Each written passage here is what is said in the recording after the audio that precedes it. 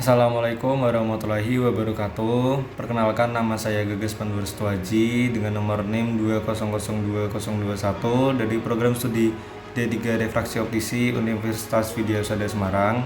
Pada kesempatan kali ini saya akan mempresentasikan tentang bahasa sebagai ilmu pengetahuan dan teknologi. Latar belakang. Bahasa merupakan alat komunikasi antara yang satu dengan yang lain. Dengan bahasa, semua hal dapat dimengerti maksud dan tujuan tertentu.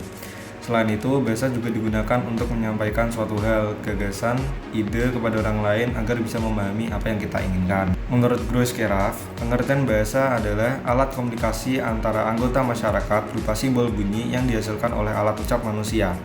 Mungkin ada yang keberatan dengan mengatakan bahwa bahasa bukan satu-satunya alat untuk mengadakan komunikasi. Mereka menunjukkan bahwa dua orang atau pihak yang mengadakan komunikasi dengan menggunakan cara-cara tertentu yang disepakati bersama. Lukisan, asap, api, bunyi, gendang, dan lain sebagainya. Tapi mereka itu harus mengakui pula bahwa dibandingkan dengan bahasa, semua alat komunikasi tadi mengandung banyak segi yang lemah. Bahasa memberikan kemungkinan yang jauh lebih luas dan kompleks daripada yang dapat diperoleh dengan menggunakan media tadi. Bahasa haruslah merupakan bunyi yang dihasilkan oleh alat ucap manusia, bukannya sembarang bunyi, dan bunyi itu sendiri haruslah merupakan simbol atau pelambang. Kedudukan dan fungsi bahasa Indonesia. Bahasa Indonesia mempunyai kedudukan yang sangat penting, seperti tercantum pada Ikrar Ketiga Sumpah Pemuda yang berbunyi, "Kami putra dan putri Indonesia menjunjung bahasa persatuan, bahasa Indonesia," yang berarti bahwa bahasa Indonesia berkedudukan sebagai bahasa nasional. Adapun kedudukan bahasa Indonesia sebagai berikut. 1. Lambang kebangsaan negara. 2. Lambang identitas nasional. 3. Alat perhubungan antar warga, antar daerah, dan antar budaya. Dan yang keempat adalah alat yang memungkinkan penyatuan berbagai suku dari latar belakang yang berbeda. Sebagai lambang identitas nasional, bahasa Indonesia kita junjung di samping bendera dan lambang negara kita. Di dalam melaksanakan fungsi ini, bahasa Indonesia tentulah harus memiliki identitasnya sendiri, sehingga ia serasi dengan lambang kebangsaan kita yang lain. Bahasa Indonesia dapat memiliki identitasnya apabila masyarakat pemakainya membina dan mengembangkannya sedemikian rupa sehingga bersih dari unsur-unsur bahasa lain. Sedangkan fungsi bahasa Indonesia itu sendiri adalah 1. Alat ekspresi diri. 2. Alat komunikasi. 3. Alat integrasi dan adaptasi nasional. 4. Alat kontrol sosial.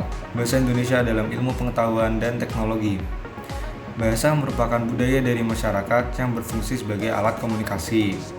Bahasa dan masyarakat adalah dua hal yang saling berpengaruh. Apabila suatu masyarakat berkembang dengan baik, maka bahasa akan berkembang dengan baik. Dengan demikian dapat dikatakan bahwa suatu bahasa akan berkembang dengan baik apabila masyarakat memakainya memberikan perhatian positif. Sebaliknya, apabila masyarakat mengacuhkan atau melupakan bahasa, maka bahasa itu akan musnah atau setidaknya bahasa itu sulit berkembang. Bahasa Indonesia sebagai sarana pengembangan ilmu pengetahuan dan teknologi. Contoh kasusnya adalah mempermudah luasnya berbagai informasi. Informasi merupakan hal yang sangat penting bagi kita, di mana tanpa informasi kita akan serba ketinggalan. Terlebih lagi, media cetak dan elektronik sedang berkembang pesat. Hal ini memaksa kita untuk mau tidak mau harus bisa dan selalu mendapat berbagai informasi. Dulu, mahasiswa harus membaca berbagai macam buku sebagai sumber untuk mendapat informasi yang dia inginkan.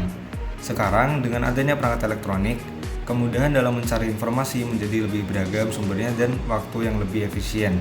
Sekian dari saya, kurang lebihnya mohon maaf. Terima kasih. Assalamualaikum warahmatullahi wabarakatuh.